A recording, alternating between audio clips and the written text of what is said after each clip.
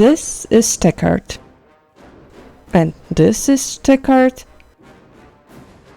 And this is techart.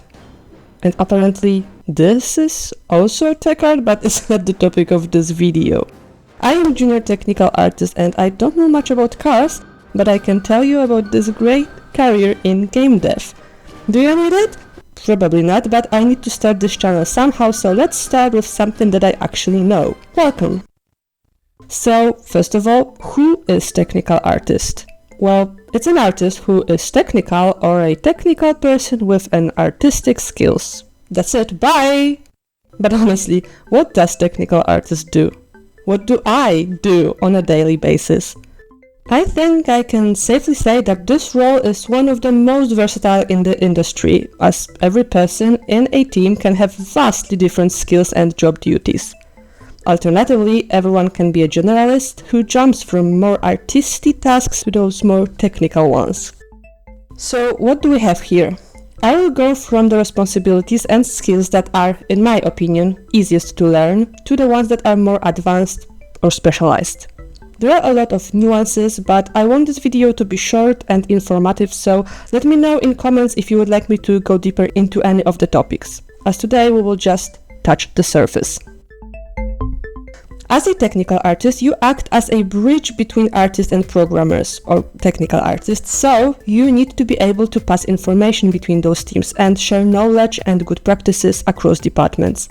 It's actually done through documents of all kinds, so if you're able or eager to create manuals for tools, FAQs, or documents sharing knowledge, you're a gem. It's no one's favorite task, so whoever does it is precious. Of course, in order to share knowledge, you need to have one, or if you're lucky like me, you will be allowed to learn new information through documentation.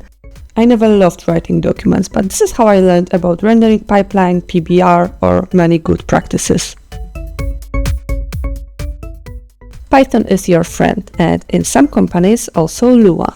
If you know Python, you are able to create scripts to, for example, batch fix multiple materials or textures, work with version control, edit images, automate manual work.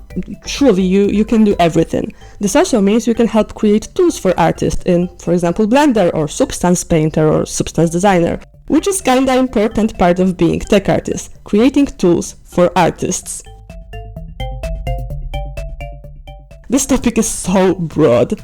Proceduralism can be accomplished through code or tools and can be used to generate any kind of output based on some criteria like dungeons, maps, 3D models for buildings or trees, or like truly anything.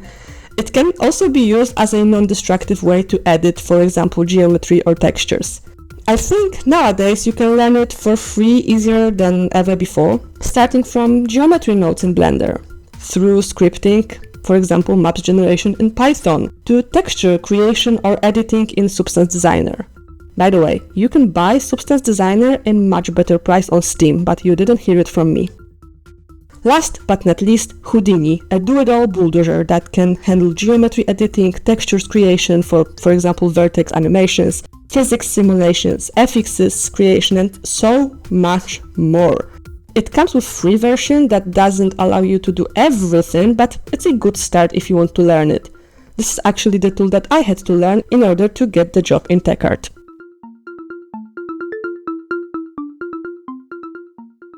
HLSL, GLSL, or if you are allergic to code, node-based shaders are the core of techart life, in my opinion at least.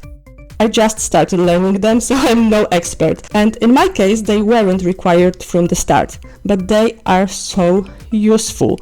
They're basically instructions on how to present something in a game, on a screen. It allows you to edit geometry, calculate colors based on light and other parameters, and create really cool effects with materials and textures. If you are smart about it and understand the need for optimized code, there is almost nothing impossible to do with shaders, at least when it comes to visuals. This is not something done in my company, but online I can find information that tech artists take part in rigging and procedural animating process in many other companies.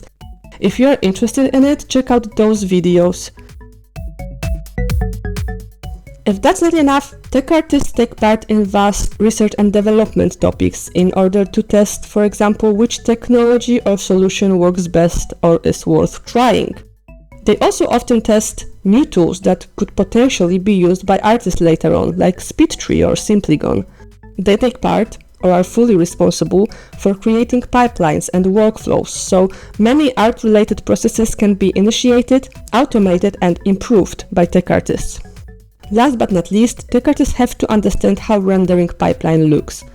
Don't worry, it doesn't have to be the level of knowledge possessed by rendering programmers who, dwell into nitty-gritty of hardware requirements in order to C++ their way into most efficient algorithms.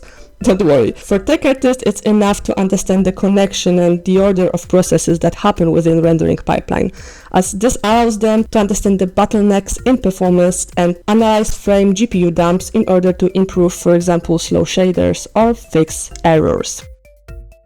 I do realize it's all very broad and differs from company to company a lot, but the most important is to be open to learn new things and be open to exchange knowledge with artists and programmers. It's also very overwhelming, but don't worry, you don't need to know everything from the start, and you definitely don't need to be an expert in all of those areas. In case of this job, it's actually okay not to be specialized in just one narrow field. A lot of people have intermediate knowledge in many fields. Thanks to it, they have a better understanding of a broader field. As a tech artist, you can be focused on one field, or you can be generalist and you can go from creating procedural geometry in Houdini or Blender in 1 week into writing shaders that edits those geometries later on in-game in the next week. And at the end of the work, you can always sit and relax by writing documents summarizing how cool those procedural buildings created in Blender or Houdini look like with the textures generated in Substance Designer. Truly, it's a dream job where you're able to build whole worlds if only you have time for it. I hope this video helped you to see the opportunities within TechArt and to understand what this job is about.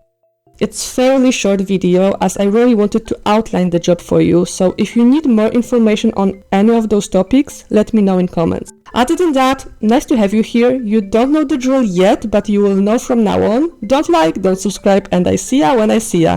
Pa-pa!